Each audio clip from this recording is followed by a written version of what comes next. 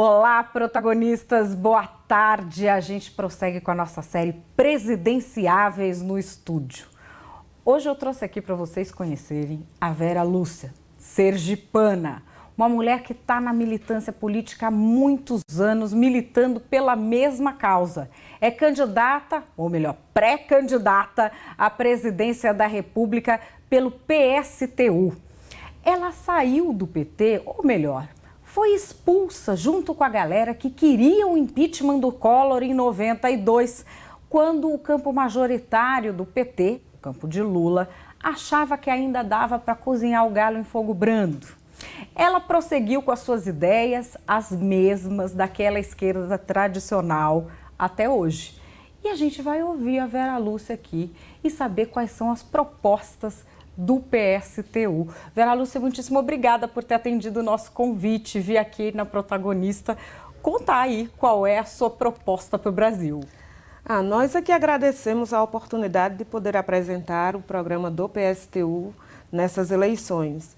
O nosso programa, ele é um programa que é elaborado a partir das necessidades concretas da classe trabalhadora, das necessidades mais sentidas de nossa classe, mas ao mesmo tempo fazendo um chamado para que ela se organize, lute, para se enfrentar contra todos os tipos de ataques que estamos vivendo nos últimos tempos.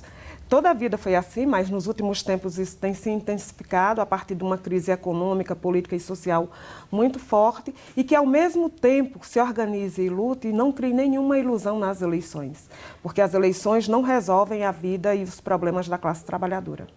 Vocês acham que a eleição não é a solução, é isso? A eleição não é a solução. Muito embora nós participemos, aproveitamos esse momento, que é muito importante, para dizer aos trabalhadores que eles precisam lutar, se organizar, lutar de forma organizada para ter atendido às suas necessidades, que é na luta direta, organizada, que nós vamos ter atendido aquilo que a gente mais precisa, que a burguesia e os ricos não vão nos dar nada de graça, que o governo não dá nada para nós. Ao contrário, no momento de crise econômica muito grande, o que o governo tem feito é tirar direitos nossos, a exemplo da reforma trabalhista, quer fazer a reforma da Previdência e o desemprego que campeia e quem está trabalhando com uma jornada extremamente extenuante e com salários extremamente arrochados.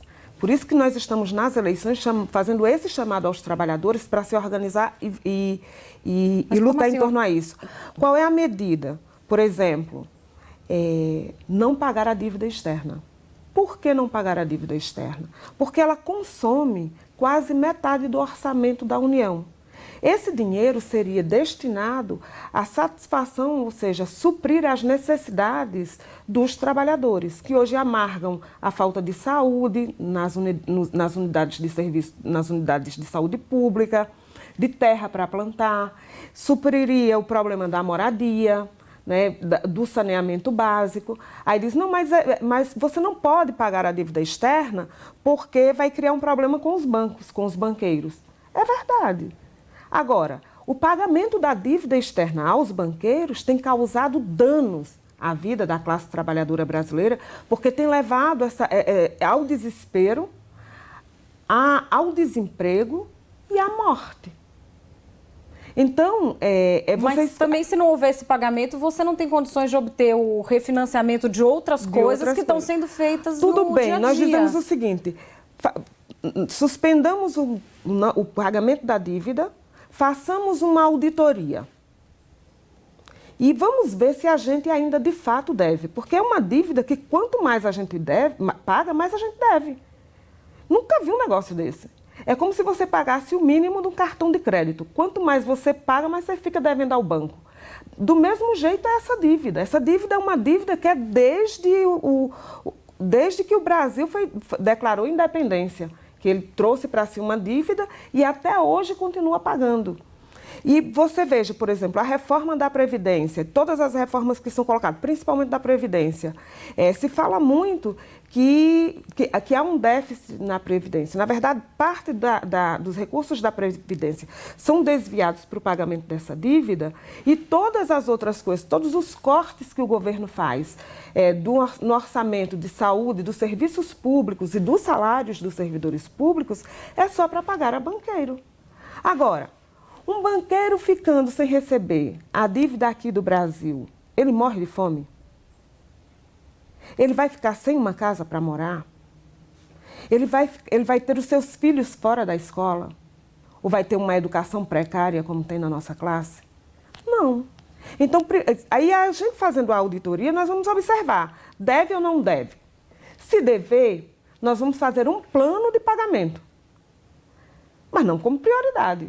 A prioridade é satisfazer as necessidades de quem precisa. O que os governos têm feito até hoje é que, em detrimento do pagamento da dívida, tem sacrificado a vida de milhões de trabalhadores. Isso nós não vamos fazer. A outra coisa, por exemplo, são as empresas, as multinacionais que se instalam aqui no Brasil e que hoje cerca de 50% do parque industrial é controlado por multinacionais. Essas empresas vêm aqui, exploram mão de obra farta, barata, mas toda remessa de lucro é levado para suas matrizes. Nós dizemos não. Aquilo que for produzido aqui e a riqueza que é produzida aqui, ela deve ficar aqui para o próprio desenvolvimento do parque industrial brasileiro, para a satisfação das necessidades da classe trabalhadora brasileira. Porque é aqui que ela está sendo produzindo e gerando seus lucros. Mas ela fecha aqui. Não tem vai problema, embora. O dono pode ir embora. Ele entra aqui, inclusive no Brasil, muitas entram aqui no Brasil apenas com a cara e o CNPJ. Porque muitas vezes essas empresas se instalam aqui com financiamento do BNDES. Então eles não gastam nada, absolutamente nada. E os juros que o governo dá para essas empresas são baixíssimos. Não é o mesmo juro que você paga num cartão de crédito ou num cheque, quando você compra a prazo ou quando você fica devendo ao banco num cheque especial. Não é. Os juros são muito baixos, com anos e anos para pagar. E muitas vezes esse tipo de incentivo é para que elas venham para cá e o governo ainda garante toda a infraestrutura. Ou seja, o governo brasileiro paga para que os trabalhadores sejam explorados e a riqueza que é gerada aqui volte para os países de origem. Nós estamos dizendo, não, tudo bem, quer ir embora? Tá, as máquinas ficam. Porque a gente nem sabe quem é o dono. Nem sabe, os trabalhadores não conhecem nenhum dono de uma multinacional. Ele nunca viu, nunca conviveu com ele, nunca tomou um café com ele, nunca almoçou com ele. Mas ele produz a riqueza dele. Então, pode ir. As máquinas ficam. Os trabalhadores vão colocar para funcionar. Inclusive, todas as empresas que hoje estão mergulhadas em corrupção, que são as corruptoras dos políticos corruptos, no nosso programa é que essas empresas elas sejam estatizadas e colocadas sob o controle dos trabalhadores. E os corruptos e corruptores devem ir para a cadeia e terem todos os seus bens confiscados. Então, quando você toma medidas como essa, você começa a solucionar parte dos problemas que nós vivemos. Porque não adianta dizer que vai resolver o problema da classe trabalhadora fazendo exatamente tudo que esses governos estão fazendo até hoje. Essa parte aí que você falou dos corruptos e corruptores terem todos os bens confiscados, eu acho que desde o seu campo ideológico até a extrema-direita, você vai ter apoio de todo mundo. Né? Essa aí, Brasil, essa eu acho que todo mundo vai apoiar. Tipo, confiscar todos os bens. Todos. Porque é fruto do roubo. Essa aí eu acho boa, porque depois que a pessoa se envolveu... Pensando bem, Brasil, depois que a pessoa se envolve num esquemão, você não sabe mais o que veio do esquemão ou o que não. Essa eu gostei. Essa eu gostei. Essa eu gostei. Você precisa conhecer mais todo o nosso programa. Você vai ver não, que é eu conheci. Bom. Tem umas coisas que eu discordo, mas essa eu concordei. Essa eu acho que é uma alternativa boa. Agora, eles precisam ser presos também, pagar pelo crime que cometeram. Não, isso também. Isso. As duas coisas. E as empresas devem ser estatizadas e colocadas a serviço e sob controle dos trabalhadores. Mas aí a minha dúvida... Porque aí ela passa a cumprir a sua função social. Mas aí como é que seria esse controle? Dos trabalhadores? Efetivamente. Os trabalhadores gerenciariam serviços. Olha só, os trabalhadores, eles providenciam tudo numa fábrica. Você já esteve numa fábrica? Eu nunca fui dona, infelizmente. Então, quando a gente trabalha numa empresa, a gente não conhece o dono. Mas a gente faz tudo o que ela precisa. para funcionar. Os donos apenas gerenciam isso de longe, através dos seus executivos. Nem sempre são eles diretamente, entendeu? Então, os trabalhadores é que fazem tudo. Pergunta assim, os trabalhadores não sabem? Os trabalhadores sabem tudo. A única coisa que ele ainda não sabe como é que se apropria daquilo que ele produz. Que é isso que nós estamos dizendo, precisa se apropriar. Por quê? Para atender às nossas necessidades, que são nossas. Não são necessidades dos ricos. Não são necessidades dos latifundiários, por exemplo, não são necessidades dos grandes industriais, nem nacional nem internacional. Não são as necessidades dos banqueiros, são as nossas necessidades. É disso que nós estamos falando. Não é para solucionar o problema dos outros, da vida dos outros, é para solucionar os nossos problemas. E tirando de quem tira de nós, que é perfeitamente justo.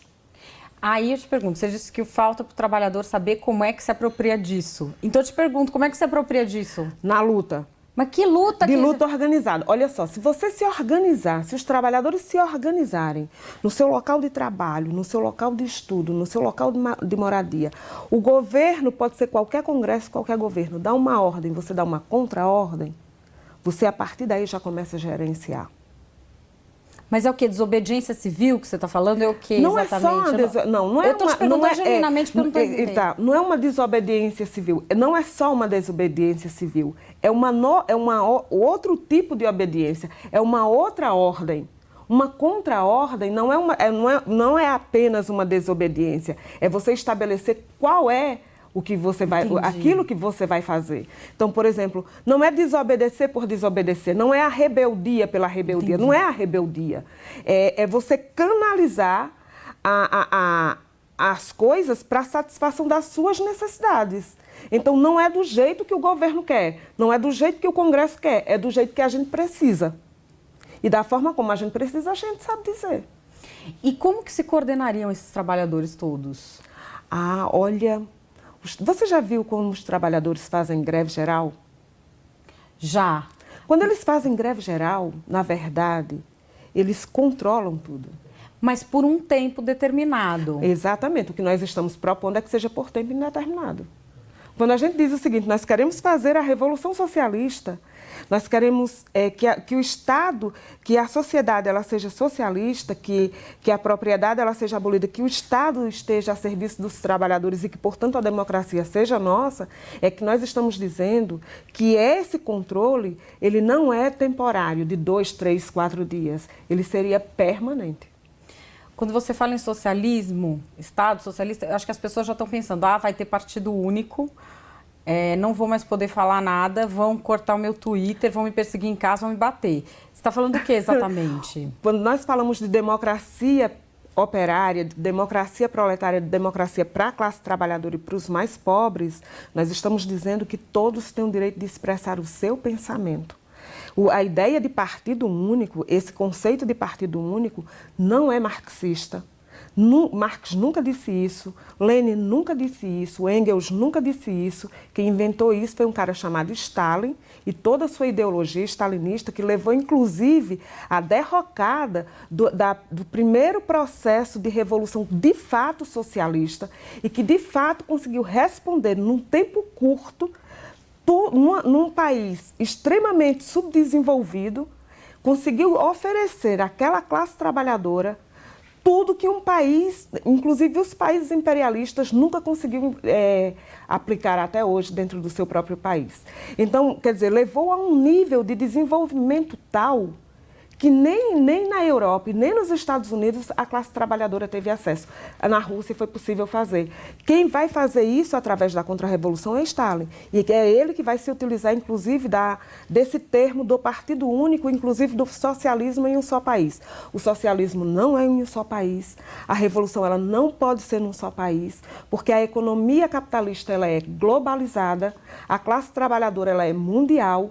Todo o processo de produção ele é mundializado, então é necessário que seja num único país, mas é necessário que ele se expanda em nível internacional.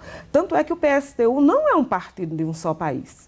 Nós somos um partido que estamos em vários outros países. O nosso partido é a Liga Internacional dos Trabalhadores, porque nós entendemos que o problema da nossa classe, por mais que varie de uma coisa ou de outra, que a nossa língua seja diferente, o problema que afeta a classe trabalhadora mundialmente é um só. Você não acha que as mudanças que a gente teve no século XXI, em termos de organização do trabalho, e de novas tecnologias, de novas possibilidades, estudos que as pessoas estão vendo ser feitos na OIT, de novos sonhos, novos desejos das pessoas, desejos de estar em outros países, desejos de transitar mais, altera um pouco essa questão da organização em si? Não em si, mas deixa eu só voltar uma coisa, Medelaine, que eu acho que é muito importante falar da história da democracia, que, por exemplo, hoje, na sociedade capitalista e no regime democrático, que é chamado Estado Democrático de Direito, que nós chamamos de regime democrático burguês, de democracia para os ricos, essa democracia ela só serve a uma classe. Por exemplo, nós não decidimos quanto a gente ganha de salário. Nós não decidimos de que forma vai ser a nossa educação, que tipo de atendimento nós vamos ter, em que condições nós vamos morar. Em que condições nós vamos viver? Isso é ditado por uma outra classe, através do seu Estado, que é o Congresso e os governos, e também pela sua justiça. E, por exemplo, você veja, o nosso partido vai ter 3 segundos no horário eleitoral para poder expressar as suas ideias.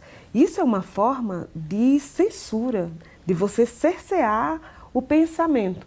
A maioria da classe trabalhadora brasileira não vai ter acesso a isso que nós estamos conversando aqui, nos meios de comunicação, nos grandes meios de comunicação de massa, no horário eleitoral, porque simplesmente não vai ser permitido. Por exemplo, o PSTU não vai ser convidado para boa parte dos debates que toda a classe trabalhadora brasileira vai ter acesso. Portanto, ela vai estar sendo cerceada de conhecer um programa que diz respeito às nossas necessidades. Porque não estamos falando da necessidade alheia, nós estamos falando da nossa vida.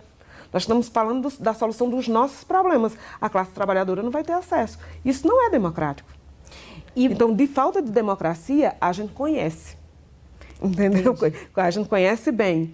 E essa coisa de você migrar de um país para o outro, bom, tem gente que vai de um país para o outro em determinadas condições, isso varia de condições. Tem gente que vai porque tem condição e quer morar no outro país. Isso. Outros vão por necessidade em busca de trabalho. E outros vão se refugiando das guerras de seus países, da fome, do desespero em seus países. Tanto é que hoje o número de refugiados é superior ao número de refugiados durante a Segunda Guerra Mundial. Sim. Ou seja, nós estamos vivendo uma catástrofe social e isso é a prova cabal de que o sistema capitalista não pode resolver o problema da humanidade.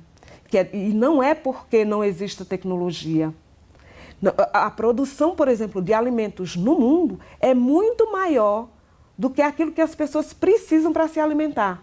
O problema é que todo o alimento que é produzido não é para satisfação da sua fome, é para a geração do lucro. Tanto é que, por exemplo, no Brasil, o solo fértil que existe no Brasil ele é controlado pelo agronegócio e pela agroindústria, que é voltada principalmente para a exportação. Não é para a satisfação das necessidades das pessoas. Porque se fosse assim, por exemplo, no Brasil tem mais boi do que gente. Agora, tem muita gente que não tem um pedaço de carne para comer. Como é que se explica isso? Você explica porque está concentrado na mão dos latifundiários, que se utiliza disso e toda a sua produção está voltada para a geração do lucro e, portanto, para a exportação de carne. Então, ou seja, toda a economia está voltada para o atendimento do lucro de um punhado de gente, não é para a satisfação das pessoas. O que nós queremos não é nada demais. O que nós queremos é que toda a produção ela seja feita para a satisfação das necessidades das pessoas, para as necessidades humanas. Por exemplo, o trabalho. Só rapidinho, o trabalho. O emprego. Nós dizemos, o emprego é uma necessidade. As pessoas precisam trabalhar. Trabalhar é uma condição humana. No Brasil, estava vendo, pelo próprio IBGE foi dito, mais de 26,5 milhões de pessoas ou estão desempregados em condição... não tem emprego, não tem trabalho. Ou seja, essas pessoas estão condenadas à morte. Entende? E lhe é negado o direito à humanidade. Sim. Porque isso é o que, de fato, lhe diferencia de qualquer outro animal. Mas, assim, em países que eu visitei de regime socialista, também não havia essa diferença em termos de pessoas que eram deixadas à margem depois de algum tempo. Eu morei em Angola, eu tenho amigos e visito em Cuba. Há necessidades muito parecidas com as nossas.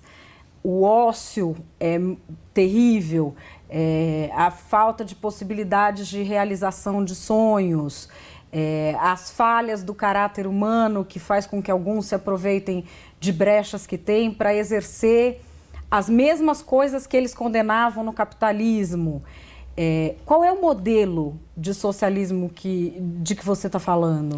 Então, o modelo de socialismo sobre o qual nós nos reportamos tem um exemplo na história, que é a Revolução Russa e os primeiros 5 anos, digamos assim, da Revolução e do seu desenvolvimento. De lá para cá, o que nós dizemos é que houve uma contra-revolução que desaguou, né, inclusive na restauração capitalista. Nós reivindicamos a Revolução Cubana, mas nós não dizemos no PSTU que Cuba é um país socialista. Nós discordamos completamente disso.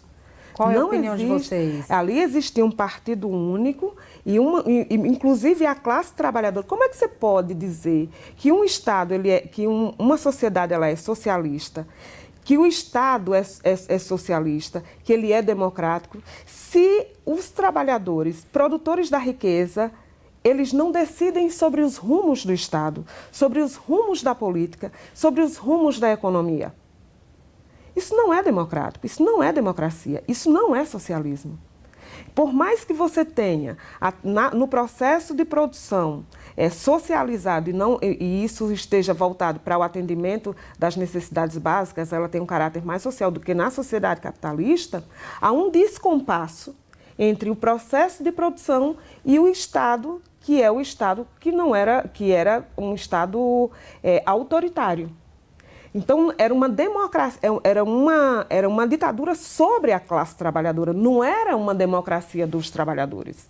Assim como foi na China, como foi em Cuba também, e o que se tornou depois, inclusive, a União Soviética. Então, nós do PSTU não entendemos assim, e isso é o que diz boa parte da esquerda internacional, nós destoamos disso. E se vocês quiserem conhecer um pouco mais do nosso pensamento acerca dessa questão e do socialismo que nós defendemos e do caráter que assumiram esses países, leiam o Veredito da História, que foi escrito por Martim Hernandes, que é muito bom e que é resultado, inclusive, de uma pesquisa que é feita na União Soviética. Então, você não está naquele bloco... Na Rússia, logo após a queda do muro. Você não está naquele bloco, então, de partidos que estão apoiando o regime do Maduro na Venezuela? Não, de jeito nenhum. De jeito nenhum, de forma alguma. Nós somos defensores do fora Maduro. O que nós achamos é que a MUD não é o que serve à classe trabalhadora, que os trabalhadores precisam construir uma alternativa para si. Agora, dizer que Maduro é um governo da classe trabalhadora, que é um governo progressista, que não é. Ele é tão autoritário como qualquer outro governo e ele massacra, reprime, oprime e explora como qualquer outro governo. Agora,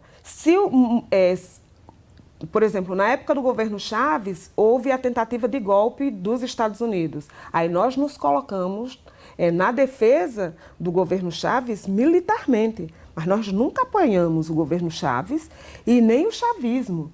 E aquele que ele chama de socialismo do século XXI é uma aberração. Isso é uma afronta a quem minimamente estuda e sabe o que é a proposta de uma sociedade socialista. É absurda até, é uma afronta a qualquer marxista minimamente sério, a qualquer socialista minimamente sério. Então, a esquerda internacionalmente faz essa defesa, mas nós discordamos disso totalmente. E você, por discordar de muita coisa na esquerda, acabou fora do PT. Verdade. Ainda bem. Acabou fora do PT antes da coisa rolar ladeira abaixo. Exatamente. Conte essa história. Todo mundo achava que a gente era meio louco, né? Foi 1992 essa história, Brasil. Conta como Então, naquele período, havia um grande debate no interior do PT em torno ao governo Collor. A palavra de ordem, se era fora Collor ou não a Collor. O setor majoritário do PT, que é uma das correntes de Lula do PT hoje, que era a articulação, defendia não a Collor, que era desgastar o governo, mas disputar o governo e ganhar o governo. Nós dizíamos, não, que era fora Collor. E eleições gerais, porque aquele governo era uma fraude. E aí, nesse embate interno, a Convergência Socialista, que é uma das correntes que compôs e que funda o PSTU, foi expulsa do PT. Lá em Sergipe não tinha Convergência Socialista, então eu integrava o PT pela base, a corrente PT pela base. E em solidariedade à Convergência Socialista, nós saímos também do PT. E passamos 2 anos discutindo qual era o partido, qual a estratégia de partido e o programa que poderia servir e satisfazer as necessidades da classe trabalhadora, tendo como parâmetro o Partido Bolchevique na Rússia. E aí, em 94, o PSTU ele é fundado legalmente, mas eu estou na organização desde 92. E olha, todo mundo dizia que a gente era meio louco, porque a gente dizia que o PT estava traindo a classe trabalhadora. É verdade. Desde quando você falava isso? Olha, nós dizíamos isso. Em 92 a gente já rompeu dizendo que ele estava traindo. Ele rompe. Na verdade, o PT... Você achava que estava rompendo? Por conta das mudanças no próprio estatuto do partido, no programa do partido e nas alianças que o partido fazia já à época com setores da burguesia. O Boris, que vai compor a chapa com Lula em 99, já tinha apoios de setores da burguesia. Então, quando você faz isso... uma das coisas que você precisa observar num partido. Um partido que se alia à classe dominante, ou seja, a setores da burguesia, ou é financiado por ela, em determinados momentos, qualquer que seja o momento, ele não vai governar para a classe trabalhadora. Ou você governa para porque não existe partido de todas as classes. Porque partido é parte. Então ele tem que representar aquela parte. Exatamente. Ou bem ele é frio, ou bem ele é quente. Não tem humor. Então o PT se apresentou como partido e o programa para todos, para satisfazer a todos. Não satisfez a todos. O PSOL, inclusive, está indo pelo mesmo caminho. Não vai satisfazer a todos, está trilhando o mesmo caminho de forma muito mais rápida e degenerada do que foi o PT. Né? Então, falei isso pro pessoal do PSOL, eu falei que eles estão sendo gourmetizados, que daqui a pouco o Boulos vai aparecer de sapatênis por aí, eles ficaram bravos comigo. Pode ficar zangado agora, mas o caminho que está sendo traçado é exatamente esse. Então, assim, um programa que seja completamente distinto e que atenda de fato a classe trabalhadora nas eleições é o programa que está sendo apresentado pelo PSTU. Porque um partido ele serve a uma única classe. Uma única classe. Bom, esta é Vera Lúcia, concorre à presidência da República pelo PSTU. Trouxe aqui para você que é jovem e não conheceu o PT, que nós conhecemos quando éramos jovens. Isso era o PT. Não é isso que você viu no governo Lula, isso que você viu no governo Dilma. Quando a gente que é velho fala, porque o PT de antes, é disso que a gente estava falando. Do PT, que era representado por gente que tem as mesmas ideias que tem a Vera Lúcia. Antes de terminar, queria colocar para você a pergunta do Olavo Soares, nosso repórter de lá de Brasília. Oi Vera, boa tarde. Eu estou aqui no plenário da Câmara dos Deputados e minha pergunta é a seguinte. A gente sabe que o PSTU é um partido muito crítico aos principais partidos brasileiros, ao PT, ao PSDB, ao PMDB.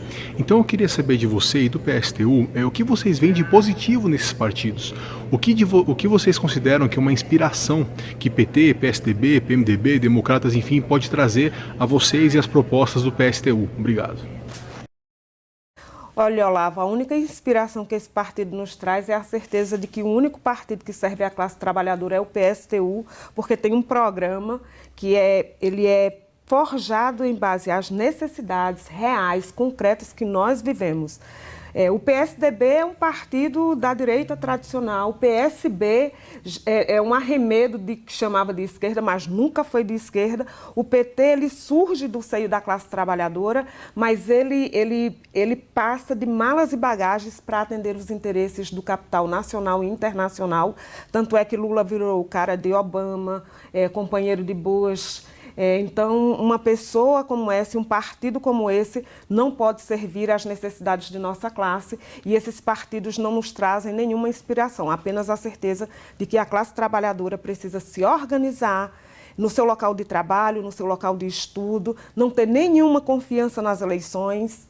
Não, nenhuma. A gente participa das eleições, mas nós não temos ilusão de que as eleições vão resolver os problemas que a gente vive e que nós, de forma organizada e na luta direta, é que nós vamos ter atendido às nossas necessidades. Bom, tá aí a Vera Lúcia, gente, na corrida aí pelo PSTU, representando ideias do que já foi um tempo atrás a esquerda no Brasil que sumiu, porque agora virou um emboladão, né? Não tem mais esquerda e direita, tem mais para cá e mais para lá, com raríssimas exceções. Não é verdade? Você pega uma régua e você vai... Aquela coisa que é tudo a mesma... Bom, a Vera Lúcia tá aí, trouxe as ideias dela pra gente. E olha que coisa, ela foi expulsa do PT porque queria o impeachment do Collor. Para defender a classe trabalhadora. Você foi expulsa do PT porque queria impeachment do Collor, está aí concorrendo na eleição. Você acha que o Lula tem que concorrer se for pedir a prisão dele? Olha, eu acho que todas as pessoas, nós não decidimos, independente dele concorrer ou não. Eu acho que nós não estamos aqui, nós dizemos do PST o seguinte, os destinos de Lula não interessam à nossa classe. Ele deve ser julgado. E ele tem, inclusive, quem faça a sua defesa muito bem, tem muito advogado bem pago, coisa que a classe trabalhadora não tem.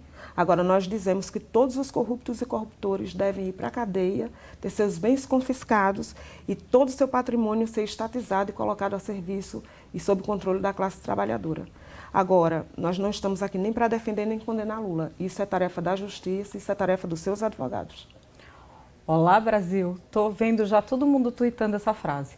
Enfim, Vera Lúcia, valeu pela entrevista. Você sabe que com vários pontos, ideologicamente, eu discordo, mas é um privilégio ter tido você aqui para apresentar aí um pensamento de esquerda que raras vezes a gente vê, porque as pessoas ficam uma sempre tentando catequizar a outra, em vez de ouvir o que o outro pensa. Muito obrigada por ter aceitado o convite. Nossa, olha, em nome do PSTU, eu é que agradeço essa oportunidade de poder expressar e externar um pouco daquilo que o PSTU pensa. E se quiser conhecer mais, conheça a nossa página, veja o nosso jornal, veja o nosso site e acompanhe o nosso programa aí, que nós vamos fazer durante as eleições, nos encontramos nas lutas.